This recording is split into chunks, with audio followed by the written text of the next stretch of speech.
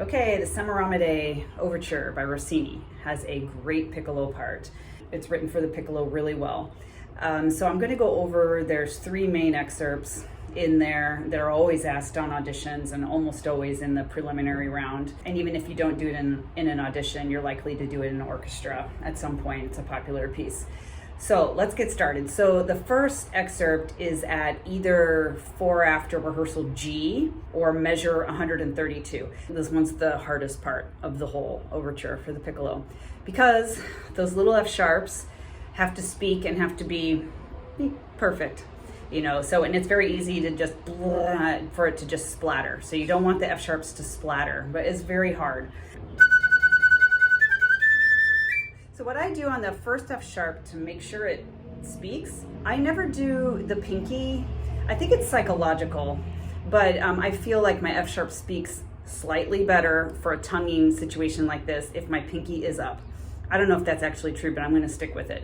So I have no pinky. Also for this very first excerpt, I always do for security, when I start the note, I go daga daga daga daga da. I put down the G key, the ring finger at the beginning. Again, it might just be psychological, but I feel like it just places the first note, so it just keeps it in control.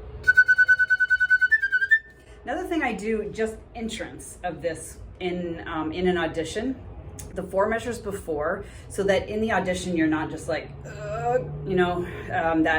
that feeling of like trying to get that first step off the cliff.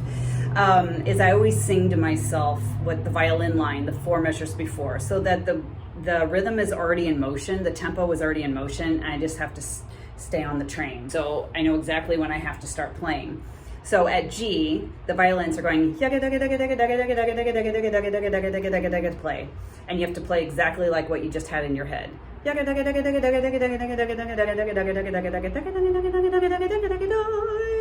So I have it in my head already what I'm going for, just style-wise and tempo. One other thing, and we haven't gotten very far, but in the second measure of this, when you go up to the D, A, D, try to resist the urge to clip off the D, like, it's too much, just da. I used to do the alternate fingering for the D because my D was always flat, but now I have this amazing Keef piccolo and I don't need to do that anymore. But you might want to use the alternate fingering for D when you go A, D. So it's thumb, middle finger, ring finger, pinky, first finger, pinky. That's the alternate D. It brings the pitch up. Another thing with this excerpt, it often has the slurs over the 16th notes. That's a misprint. Things I had read in orchestral excerpt books always say, practice it both ways, be prepared for anything. But I have never, ever once, and I'm old, never, ever have I had to slur it. So it's always, always tongued. Okay, so I would just practice it that way. It's the way it's always done.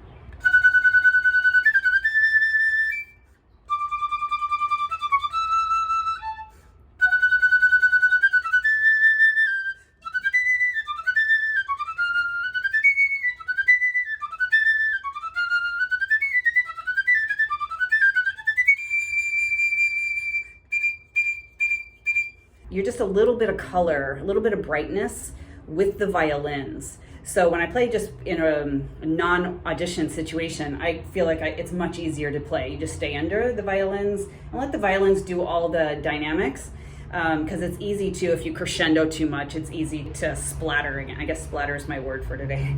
But it's easy for the notes to get out of control if you crescendo too much. So and when you're just playing with orchestra, just keep it controlled. And now this next line, the accents are the most important thing. They should be very bell-like and have a little bit of vibrato. And the second beat, like going into, if I go in slow-mo, that A, that second beat is really just sort of like tossed off. You barely like half play it. Da, ga da ga da, ga da ga da, ga da ga da, ga da ga da. So you don't have to play so much. So in slow motion,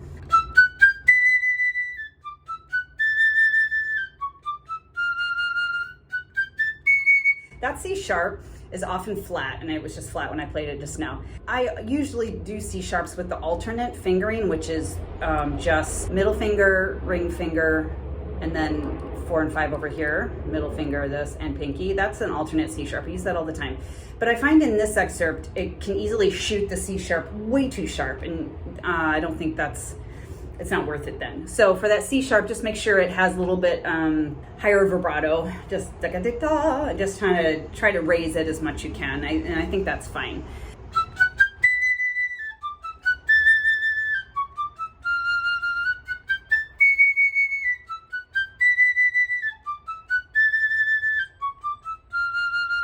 Now here, keep it soft. It says crescendo right away, but in my experience, if you get too loud too soon, it's really hard to crescendo as you're going, again, in an audition environment. When you're playing it with the orchestra, I just stay under and let the violins do the crescendo. I just don't want to lose my notes. I don't want anything to get out of control. But in an audition, you have to show that there's a crescendo, and what I would do is do the crescendo at the very end. So right where it says crescendo, after the E sharp, F sharp, keep it soft.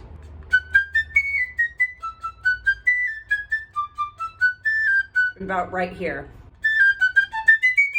Then you can kind of blow through where you're safely through.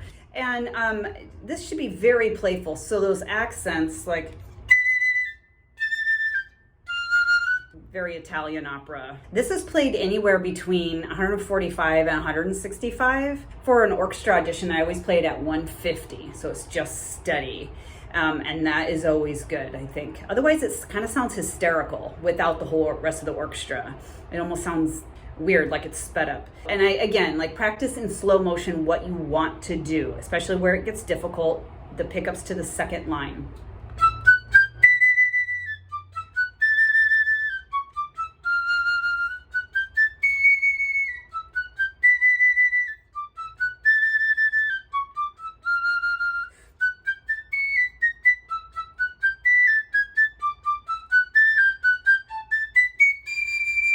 Definitely do vibrato there. Just check your tuner that your D is a D and not a D minus. If your Ds tend to be very flat, which is common on some piccolos, you can do the alternate D, which I showed you before.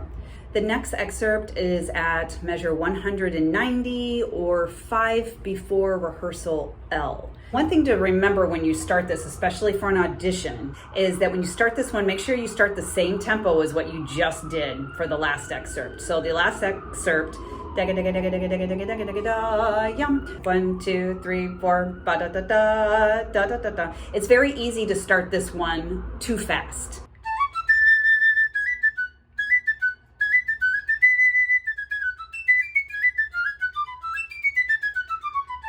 Da, da, da, A, vibrato. Have cute little vibrato. If you're not sure if your vibrato is good, because it can easily be too much or too little on the piccolo, I know, record yourself and see if it's what you like to hear. So you want to play like how you want to hear it, which is, I know it's kind of a simple statement, but that's very true. So listen how you want to hear it.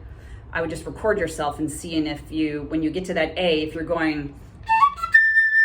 doing like a flute vibrato, then that doesn't, it needs to be miniature. Everything needs to be in proportion. And whatever your vibrato speed on the A is, it needs to be identical for the B 2 measures later. When you get to the 3rd measure in, ya da da da da da da da, you need to decide what your plan is for your triple tonguing. So when you're going right in there, taka, I always do ya da da da, taka ta ta. That's just what I do, but you could really do anything. Ya da da da, ta ta ta. You could even single tongue, or some people go ya da da da, ka ta ta ta, ka ta ta ta. I do ta ka ta ta. But anyway, make sure you know what your plan is before you. I would write it in, even just those 2 notes, the A and the G sharp, taka or kata. It's easy to kind of panic right there, and if you don't have your plan, at least mentally, those things can just, all of a sudden you're starting to do a different tonguing, or you can get kata when you meant to do taka, and then everything is going to be a mess after that.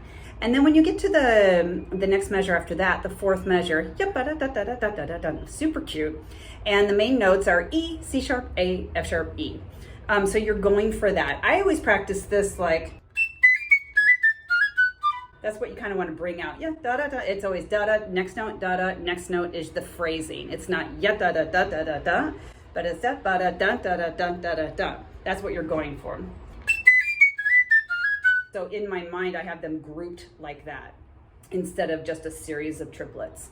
And then the other excerpt, which is similar, is at measure 329 or 14 after rehearsal T. This one's challenging too because it has that ba-dum, ba-dum, ba-dum, ba-dum, ba. So there's a lot of questions about how long those should be. You just don't want anything too long or too short. And if you're playing with an orchestra, just do whatever the violins are doing. Match their length. Yeah, yeah, yeah, yeah. But you don't want to do anything that's too short, or it would have dots there. So, and you don't want either, unless the conductor asks for that, which sometimes happens. But again, in an audition situation, do some kind of happy medium and that it feels like it's growing. So again, the dynamic, the crescendo, I would rather than thinking crescendo, because then sometimes, I don't know, it just gets too loud or the D gets sharp or things like that. Just feel like you're phrasing towards the A, that you're moving forward rather than like, I need to get louder. So you just need to, sometimes the dynamic markings is just another way to convey phrasing. And I think this is one of those examples. So at 329, you're going towards the A. Although I think my first little C sharp didn't speak just then. But what I do, if it's helpful for anyone else, is when I start the first little C sharp grace note, I always have these 3 down. I feel like it just makes the note speak better. I have something to grab onto rather than starting C sharp D. Tia, tia, tia. And make sure you get the first C sharp, unlike what I had just played. So you always want.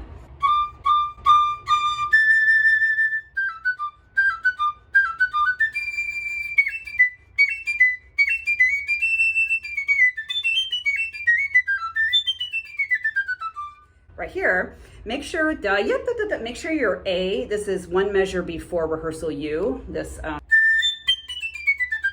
make sure the A, the middle A, is stable before you go flying up to the high A. And you can use that excuse to be musical then. A, da, da, da, da, da. You just want to make sure that first A is actually there, stable, before you go up to the high A. And I always use middle F sharp.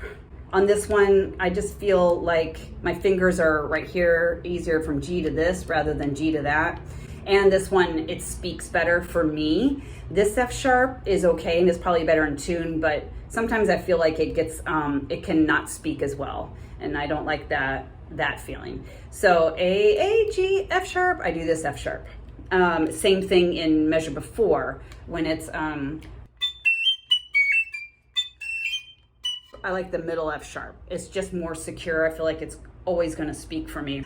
So same things apply with your triple tonguing plan as the last excerpt when you're in the measure that goes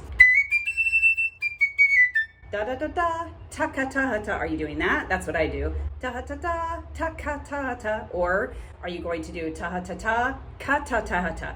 Whatever you do, you have to have it planned. Another thing is the fourth measure in from 329. Watch, you have a D and a high D.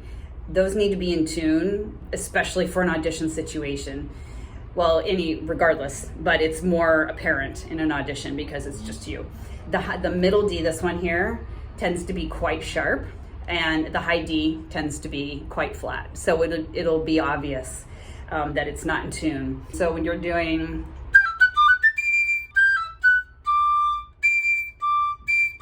I wouldn't move around like that. I was just exaggerating to show, but just make sure that middle D has some like a centered, very centered sound with some resistance to your air. So it's not, that's really sharp. Oh, it's like D and a half.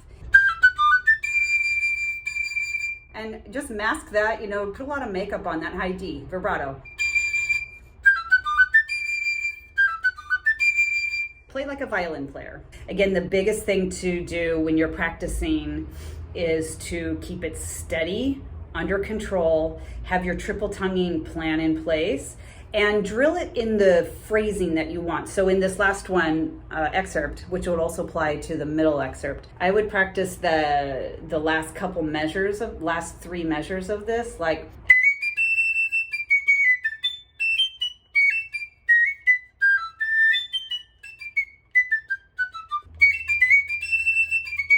And that, make sure you practice with a metronome, slow, because you don't want to be late coming off the tie. Ya da da da da da da, click da da da da da. It has to be exactly on time. Ya da da da da da da, click da da da da da. And you just practice metronome very slow. Ya da da da da da da, click da da da da da ba ba da da. And then just gradually change, move the metronome up. Ya da da da da da da, click da da da da da da da da da da da da da da da. A ya da da da da da da da da da da. And that last D, make sure it's not sharp. That middle D can be so sharp on the piccolo when you sort of let your guard down for a second. Ya ya da da da da da da da da da D. You don't have to like D, roll in or whatever, but just be aware when you get there. Da ya da da da da da da da da da D. Make sure it's just D and not D. Basic fundamentals of piccolo playing: control, notes, speaking. And so speaking of that, like back to that first excerpt, getting those double tonguing is so hard. I remember spending a lot of time just analyzing what's happening here, like